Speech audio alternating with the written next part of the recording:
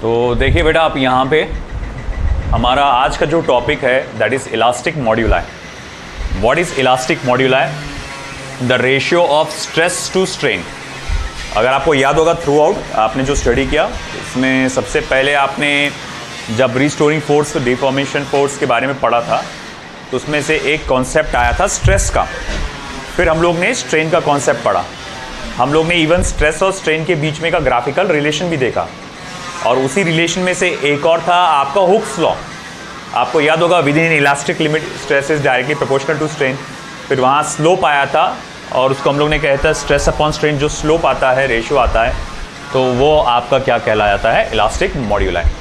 Okay, अब ऐसा है कि इलास्टिक मॉड्यूलाई को हम लोग ने डिफाइन तो कर दिया। इलास्टिक मॉड्यूलाई प्लूरल में कहा जाता है और आपका सिंगुलर फॉर्म में मॉड्यूलस ऑफ इलास्टिसिटी कहा जाता है।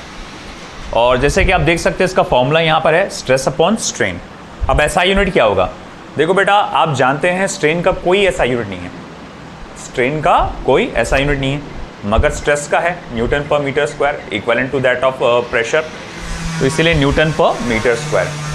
वहीं अगर मैं डायमेंशन की बात करूं तो जस्ट एज आपका प्रेशर का स्ट्रेस का जो डायमेंशन होता है वही वाला डायमेंशन है एज इट इज़। अब आपका जो इलास्टिक मॉड्यूलाई है, अगेन ये तीन टाइप्स में बटा हुआ है, क्योंकि स्ट्रेस तीन टाइप्स में बटा हुआ है, स्ट्रेन तीन टाइप्स में बटा हुआ है, इसी कारण से इलास्टिक मॉड्यूलाई भी तीन टाइप्स में बटा हुआ है। तो क्या क्या टाइप है? Number 1 Young's modulus. Young's modulus और प्लूरल के लिए मॉड्यूलाई। फिर दूसरा आता है बल्क मॉड्यूलस। बल्क मॉड्यूलस है ना, और अगर आप प्लूरल में ले रहे हैं तो मॉड्यूलाई, सिंगुलर में मॉड्यूलस। और तीसरा आता है शियर मॉड्यूलस, या प्लूरल में देखा जाए तो मॉड्यूलाई। लिखे तीनों के तीनों टाइप्स।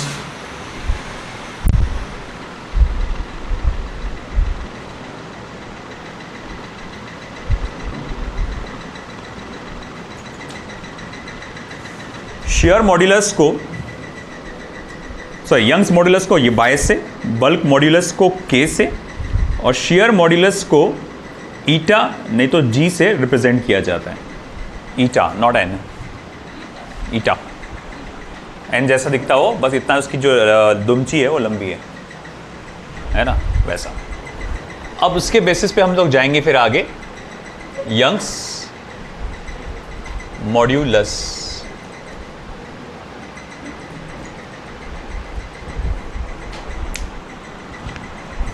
ओके, बहुत आसान से डेफिनेशन है। एक डेफिनेशन मैं आपको बता दूंगा तो आगे के डेफिनेशन आप खुद बताते चले जाएंगे। बोले क्या है? तो देखिए, the ratio of longitudinal stress to longitudinal strain is called as Young's modulus. The ratio of longitudinal stress to longitudinal strain is called as Young's modulus. तो Young's modulus जिसको आप Y से इंडिकेट करेंगे, longitudinal stress, longitudinal strain, इसका ratio जब आप लेते हैं तो उसके हम लोग क्या कहते हैं? Young's modulus. अब अगर याद होगा आपको लॉन्जिट्यूडनल स्ट्रेस का तो बेसिक फॉर्मूला क्या है? F अपॉन ए, और लॉन्जिट्यूडनल स्ट्रेन का बेसिक फॉर्मूला क्या है? Delta L upon L। तो दैट्स वाई यंग्स मॉड्यूलस का फॉर्मूला क्या हो जाएगा? F into capital L upon A into delta L। Okay, और या फिर आप F को जैसे mg लिख सकते हैं, तो जो वेट आपने अटैच किया है mg into capital L, A को पाई आर स्क्वायर लिख सकते हैं, तो pi are square into delta L. तो ये मेरे पास यंग्स मॉड्यूलस का फॉर्मूला आ जाएगा, है ना। अगर कोई मुझसे पूछेगा कि ऐसा या ऐसा यूनिट क्या होगा यंग्स मॉड्यूलस का, तो वही जो मॉड्यूलस ऑफ इलास्टिसिटी का है ना, इलास्टिक मॉड्यूल आएगा न्यूटन पर मीटर स्क्वायर, m1l-1 t-2। चलिए, फिर उसके बाद हमारा अगला आता है सेकेंड नंबर पे बल्क मॉड्यूलस। चलो, कौन बताएगा इसका डेफिनेशन? बोलो। द रेशियो ऑफ अरे भैया कौन सा था, सेकंड वाला क्या था, वॉल्यूम। तो volume stress to volume strain is called as bulk modulus, है ना। तो मैं कहूँगा अगला हमारा the ratio of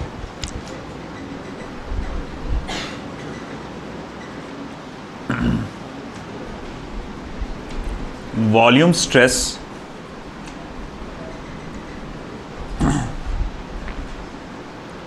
to volume strain is called as bulk modulus. The ratio of volume stress to volume strain is called as bulk modulus. K volume stress to volume strain. अब volume stress का क्या formula बेटा, delta P, है ना, increase in pressure. और volume strain का formula क्या है बेटा, minus delta V by we.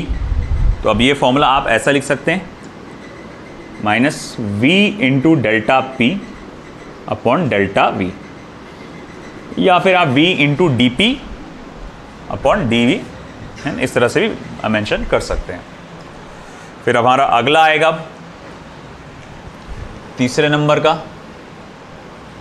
Shear modulus,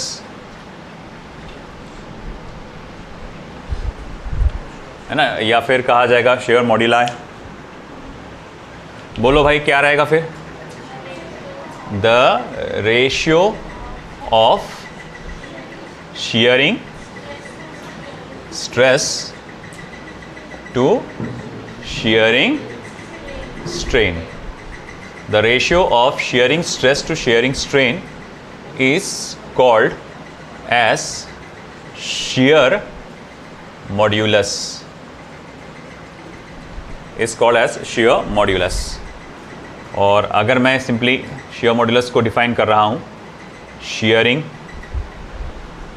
stress to shearing strain. अब शेयरिंग स्ट्रेस का फॉर्मूला क्या है बेटा, F अपॉन ए, और शेयरिंग स्ट्रेन का फॉर्मूला क्या है, X अपॉन H। तो आप इसको ऐसा लिख सकते हैं, F into H upon X into A. एक और है हमारे पास F upon A upon tan theta, ये भी है ना। तो फिर मैं यहाँ लिख सकता हूँ F अपॉन ए इंटू टेन थीटा। तो ये हमारे पास है ना आपके शेयर मॉड्यूलाई का फॉर्मूला आ गया। आया समझ में आपको बेटा? ओके, अब ये हमारा कॉन्सेप्ट था। अब इस पर रिलेटेड हमको कुछ पॉइंट्स देखना है, नोट करके नोट पॉइंट्स देखने हैं। तो आप पहले लिख लो ये फटाफट, फिर आगे बढ़ता हूँ मैं। तो बेटा देखो, अभी फ़िलहाल आपने इलास्टिक मॉड्यूलाई का कंसेप्ट स्टडी किया था। इलास्टिक मॉड्यूलाई क्या होता है? The ratio of stress to strain. फिर उसके बाद हम लोग ने तीन टाइप्स पढ़े इसके, है ना। एक था यंग्स मॉड्यूलाई या modulus, bulk modulus and the modulus of rigidity, share modulus. अच्छा, शेयर मॉड्यूलस को ही मॉड्यूलस ऑफ रिजिडिटी कहा जाता है। शेयर मॉड्यूलस को ही क्या कहा जाता है? Modulus of rigidity. लिख डालो लगे तो कहीं पे कि it is also called as modulus of rigidity. अब ऐसा है बेटा, हमको इन सभी से रिलेटेड कुछ खास बातें हम लोग को स्टडी करना है।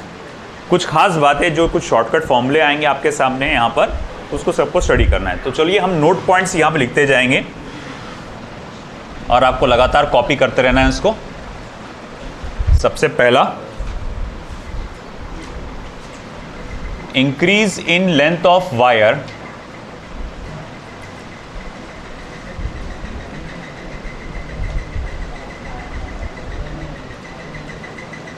Due to suspended mass,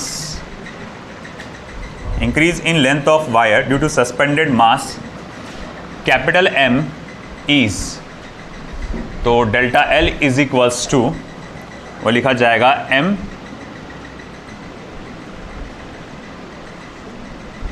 small m G capital L pi are square into Y, pi are square into Y. बस ये कुछ खास नहीं बेटा, ये यंग्स मॉडुलस का जो फॉर्मूला था बस उसी को मॉडिफाई करके अपन ने उसमें से डेल्टा एल LHS में डाले और वाई को अपन ने RHS में लेके आ गए, है ना।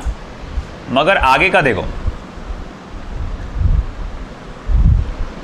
Increase in length of wire of mass capital M due to its own weight, खुद के वजन के वजह से, खुद के वजन की वजह से। मान लो एक वायर को आपने लटका है, उसके नीचे कोई वेट अटैच नहीं का है, मगर वायर का मटेरियल काफ़ी ज़्यादा डेंस है और वो काफ़ी ज़्यादा हैवी है, जिसके वजह से वो क्या खुद के वजन की वजह से लंबाई बढ़ गई उसकी। तो फॉर दैट अब डेल्टा एल का फॉर्मूला क्या बनेगा, तो delta L can be written as mg into capital L divided by 2 pi are square into Y. ठीक है, फिर तीसरा आएगा increase in length of wire, increase in length of wire due to its own weight and suspended mass is, and suspended mass is. Increase in length of wire due to its own weight and suspended mass is. Delta L is equals to small m plus capital M divided by 2 GL upon pi are square Y. अब क्या करें बेटा, अपन ने small M भी add कर दिया, mass of suspended मास भी और मास ऑफ वायर दोनों अपन ने ऐड कर डाले और यहां पर इस तरह से फॉर्मूला हो जाएगा आपका।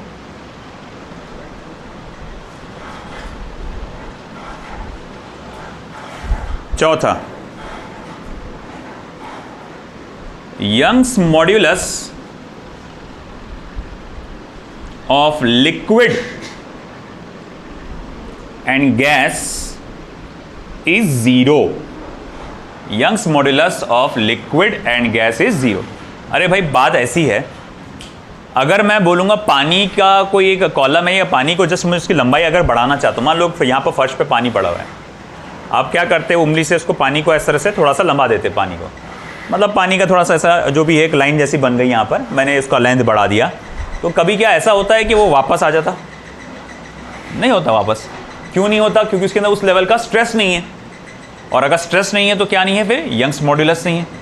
तो इसीलिए कहा गया है कि Young's modulus of liquid of gas is 0। तो यंग्स मॉड्यूलस सिर्फ सॉलिड में होगा।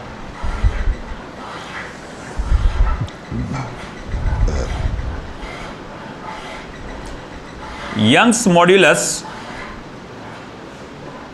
Of perfectly rigid body is infinite. Young's modulus of perfectly rigid body is infinite. अगर कोई ठोस बॉडी, एकदम कड़क बॉडी है, रिजिड बॉडी है, जिसका शेप और साइज चेंज नहीं होता, तो उसका यंग्स मॉड्यूलस इनफाइनाइट माना जाएगा। क्योंकि वंस अगेन यंग्स मॉड्यूलस क्या है, स्ट्रेस अपॉन स्ट्रेनिच है। अब अगर कोई मैं चीज़ को ऐसा दबा रहा हूँ और उसका लेंथ चेंज नहीं हो रहा है ना, ऐसा जैसे ये पेन है, मान लो मैं पेन को ऐसा खींच रहा हूँ और इसका लेंथ चेंज नहीं हो रहा, तो डेल्टा एल की वैल्यू क्या है, 0। तो स्ट्रेन क्या हुआ, 0। तो अपन यंग्स मॉड्यूलस क्या है, longitudinal stress upon longitudinal strain. अब डिनोमिनेटर में स्ट्रेन जो आया वो 0 हो गया। एनीथिंग जब डिनोमिनेटर में 0 आता है उसका आंसर क्या आता है, इनफाइनाइट। तो इसीलिए यंग्स मॉड्यूलस क्या हो जाएगा इसका, इनफाइनाइट। ठीक है, next.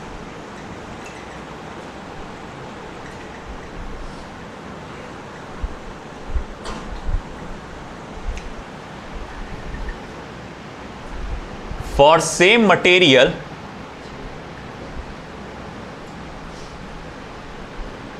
Young's modulus is same. Same material के लिए यंग्स मॉड्यूलस भी क्या रहेगा, सेम रहेगा।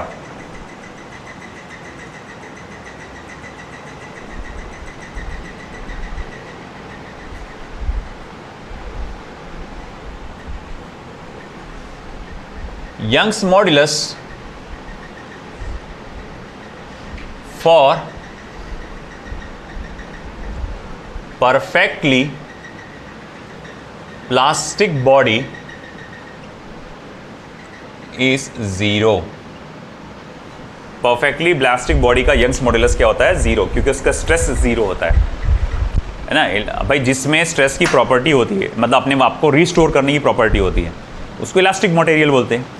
प्लास्टिक मटेरियल में एबिलिटी नहीं रहती कि वो अपने आप को वापस अपनी ओरिजिनल शेप एंड साइज में रीगेन कर सके, तो इसीलिए उसका जो यंग्स मॉड्यूलस की जो वैल्यू होती है वो 0 मानी जाती है। स्ट्रेस 0 होता है तो यंग्स मॉड्यूलस भी 0 हो जाएगा।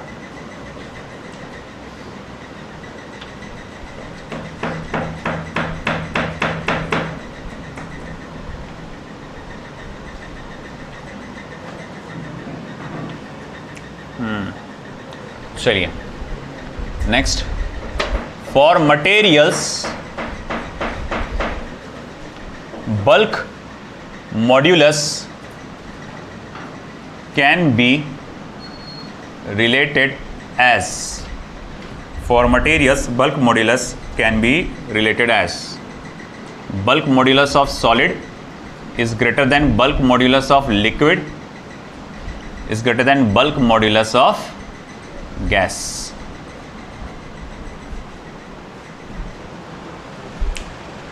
ठीक है।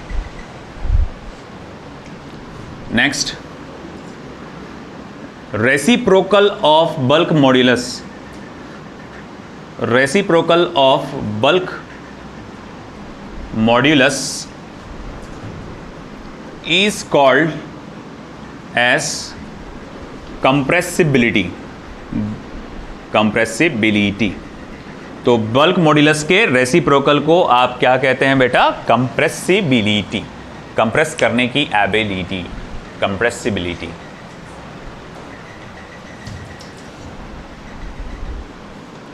Tenth,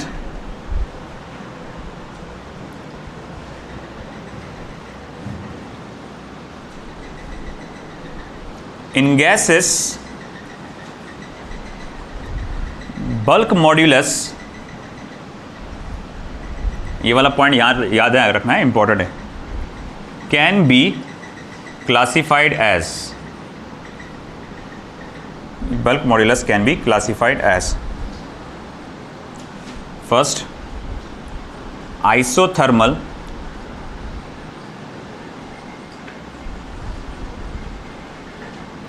bulk modulus, isothermal bulk modulus।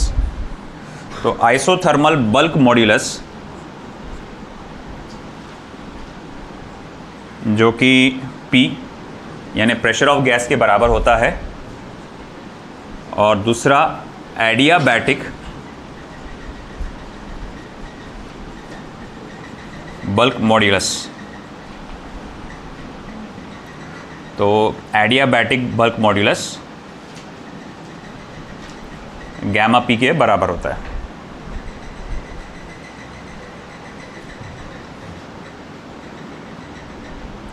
तीसरा, नॉट तीसरा, एक ही दो ही होते हैं, एक होता है isothermal bulk modulus, adiabatic bulk modulus. अब ये आइसोथर्मल और एडियाबैटिक क्या चीज़ है, ये आप थर्मोडायनेमिक्स में पढ़ेंगे, है ना। अभी ये मैकेनिकल प्रॉपर्टीज ऑफ सॉलिड चल रहा, फिर उसके बाद फ्लूइड आने वाला है, फिर थर्मल प्रॉपर्टीज ऑफ मैटर आने वाला है, फिर आएगा थर्मोडायनेमिक्स। तो थर्मोडायनेमिक्स में आप ये इसके बारे में पढ़ने वाले हैं, है ना। आइसोथर्मल प्रोसेस, एडियाबैटिक प्रोसेस, ये चीज़ आप केमिस्ट्री में भी पढ़ने वाले हैं। केमिस्ट्री में हुआ क्या? नहीं हुआ ना, तो उसमें भी आप ये पढ़ेंगे ये चीज़ों को, ठीक है।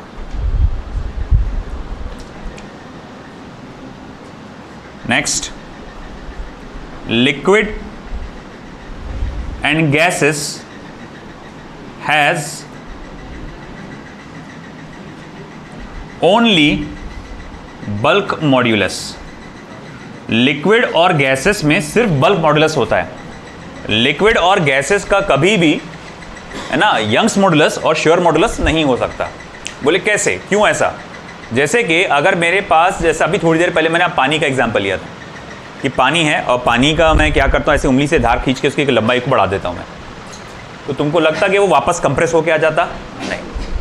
अब जैसे कि मान लो कि मैंने ये कमरे में, जैसे स्मोक आता ना अपना, कोई धुआं निकलता किसी अगरबत्ती में से, तो अब जब वो धुआं निकलता अगरबत्ती में से तो ये ऐसा चारों तरफ फैलता है ना। तो अगर मान लो वो सिर्फ एक लाइन में निकल रहा है, थोड़ी देर के लिए एक लाइन में निकल रहा है, और उसके जो पार्टिकल्स है धीरे धीरे धीरे धीरे फिर बाद में दूर होते जाते, वो लाइन लंबी लंबी लंबी लंबी होती जाती। कभी आपने नोटिस किया कि धुआं निकला बाहर, फिर बाद में इलास्टिसिटी के नेचर की वजह से वो वापस ऐसा आगे छोटा हो गया धुआं? नहीं हुआ। तो भैया कैसा है कि आप ये नोटिस करते हैं कि लिक्विड और आपके लिक्विड और गैसियस मटेरियल में जब आप उसकी लेंथ चेंज करने की कोशिश करते हैं, जब आप उसकी लेंथ चेंज करने की कोशिश करते हैं, जब आप उसका शेप चेंज करने की कोशिश करते हैं, तो इस कोशिश को वो अपोज नहीं करता। बात समझ रहे हैं आप? जब मैं लिक्विड का और गैस का क्या चेंज करने की कोशिश कर रहा हूं, लेंथ, तो वो उस चेंज को अपोज नहीं करेगा। बोले बिंदास करो करो बिंदास करो चेंज मेरा लेंथ, कोई टेंशन नहीं। तो अगर वो अपोज नहीं कर रहा है इसका मतलब क्या नहीं है, उसमें रिस्टोरिंग फोर्स नहीं है, और जिसमें रिस्टोरिंग फोर्स नहीं है उसमें क्या नहीं है, स्ट्रेस नहीं है। तो स्ट्रेस क्या हो जाएगा, जीरो हो जाएगा। और जहां स्ट्रेस जीरो हो गया तो Young's modulus, elastic modulus zero हो जाएगा, यानी यंग्स मॉड्यूलस जीरो हो जाएगा और शियर मॉड्यूलस जीरो हो जाएगा। हाँ, मगर वहां बल्क मॉड्यूलस होता है। बल्क मॉड्यूलस क्या है भैया, वॉल्यूम से रिलेटेड है। अब जैसे फॉर एग्जाम्पल एक कंटेनर है, मान लो एक कंटेनर इमेजिन करता हूं मैं इस तरह से, और उसके ऊपर एक मूवेबल पिस्टन है, मूवेबल पिस्टन है, अंदर कोई गैस भरी हुई है ना। और अब आप क्या कर रहे हो, वो मूवेबल पिस्टन को ऐसा पुश कर रहे हैं, दबा रहे हैं इस तरह से उसको नीचे। तुमको नहीं लगता कि वो तुम्हारे को अपोज करेगा? तुमने ये नोटिस किया होगा, वो हैंड पंप आता, खेल खेले ही होंगे तुम लोग ने, और सामने उसके तुमने क्या करे होंगे, उंगली रखे होंगे और उसको दबाए होंगे, है कि नहीं? फिर तुमने यूं उधर फिर वापस ऊपर आता हो, अरे भाई वही तो देखो ना, तो ये ऐसा प्रेस हुआ ये और फिर वापस से ऊपर आ गया, है ना। तो ये क्या था, ये द नेचर ऑफ इलास्टिसिटी। कौन सा था, बल्क मॉड्यूलस। आप उसके वॉल्यूम को कम करने की कोशिश कर रहे हैं। सेम आपका लिक्विड से भी होता है। आपने हाइड्रोलिक सुना होगा, ये वर्ड हाइड्रोलिक, है ना। Hydraulic brakes, hydraulic shock ups, shock absorbers, है ना। ये हाइड्रोलिक शॉक एब्जॉर्बर्स बहुत यूज़ होते हैं गाड़ियों में, फ्लाइट्स में, इसमें बहुत यूज़ होते हैं। क्या होता है, अंदर एक ऐसी सिलेंडर होता है, उसमें एक लिक्विड होता है भरा हुआ। अब जब वो आता है कि जैसे शॉक, कोई जैसे मान लो प्लेन लैंड होता है उसमें, तो जब प्लेन लैंड होता है तो जब जैसे ही वो प्लेन लैंड होगा उसके अंदर, तो फिर उसके बाद क्या होता है, वो लिक्विड कंप्रेस होता है ना। मगर लिक्विड में क्या है, एबिलिटी ऑफ इलास्टिसिटी, मतलब कंप्रेशन को वो अपोज करेगा।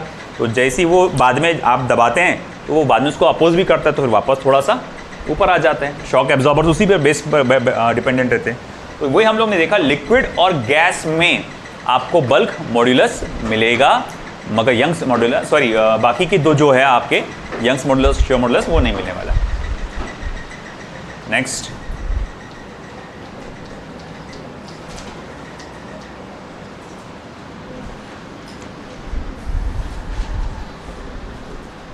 Bulk modulus of perfectly rigid body is infinite.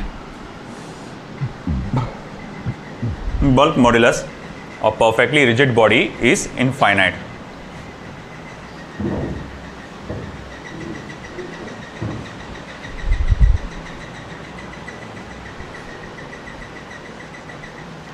Shear modulus of liquid and gas is 0.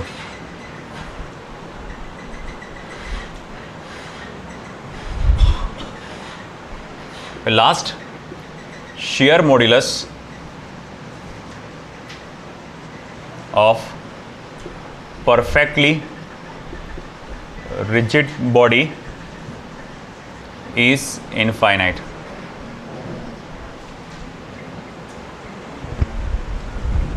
ठीक, नोट कर लीजिए सारे पॉइंट्स।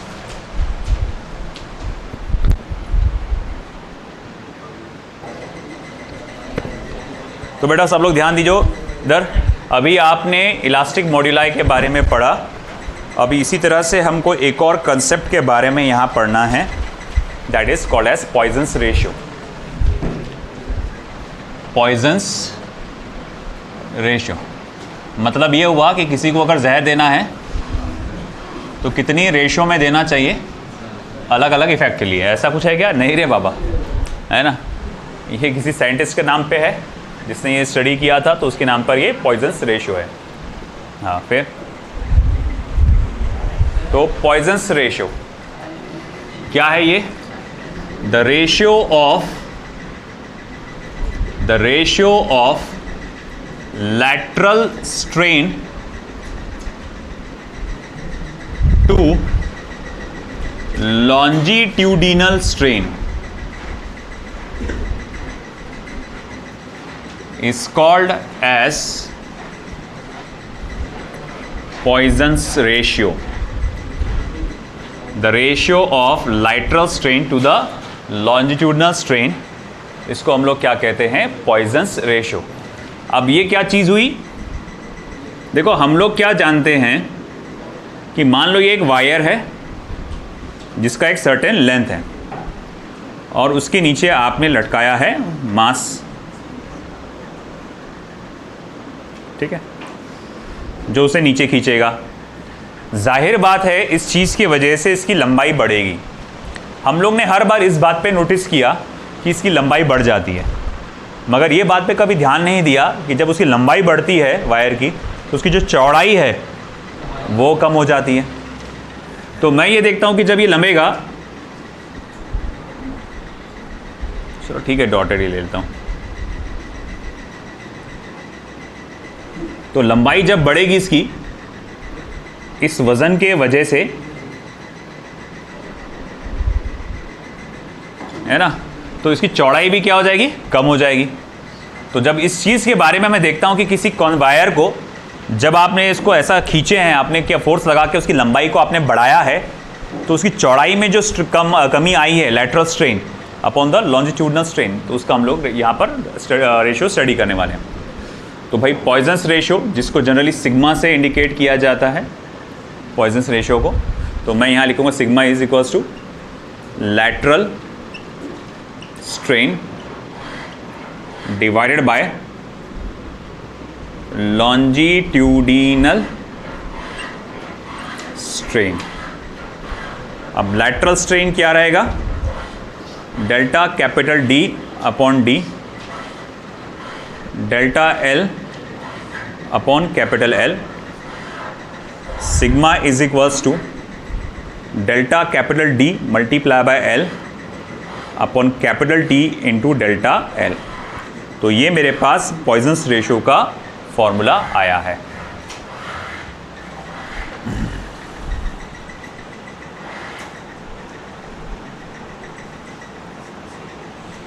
फिर इसमें कुछ नोट करके पॉइंट लिखना है। Theoretical value of Poisson's ratio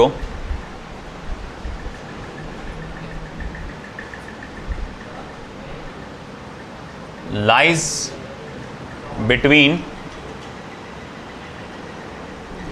-1 and 0.5. Practical value, इधर ध्यान दो बेटा, of Poisson's ratio